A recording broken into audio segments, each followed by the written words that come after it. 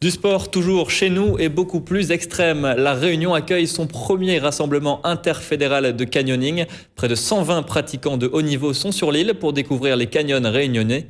Il en existe près de 300 ici. Certains sont réservés aux pratiquants de haut niveau, comme celui du Trou de Fer. Reportage et images époustouflantes signé Eva Sanchez.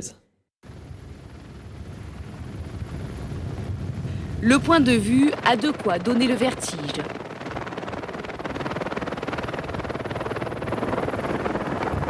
Ils sont suspendus à un fil et sous leurs pieds près de 200 mètres de vide.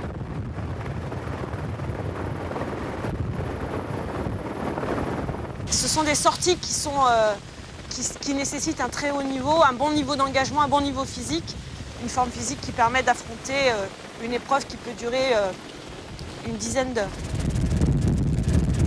Ils sont 120, ils viennent des 4 coins de la métropole, les Pyrénées, les Alpes, l'Ardèche et sont à la recherche de sensations fortes. Ils sont moniteurs, instructeurs, tous des pratiquants de haut niveau. Allez là!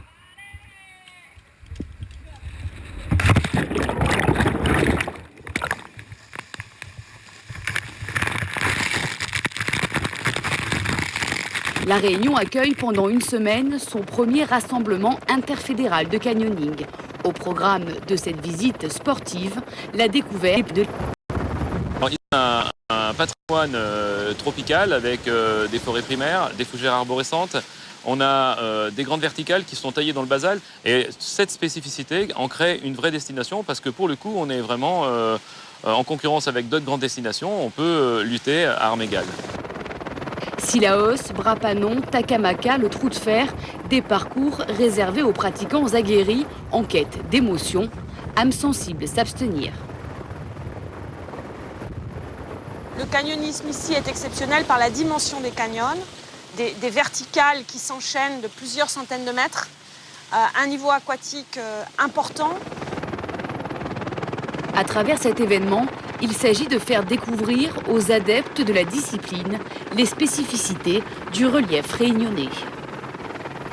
Partager, échanger les expériences et les techniques, mais aussi faire connaître la destination Réunion, une destination exceptionnelle pour les activités de pleine nature.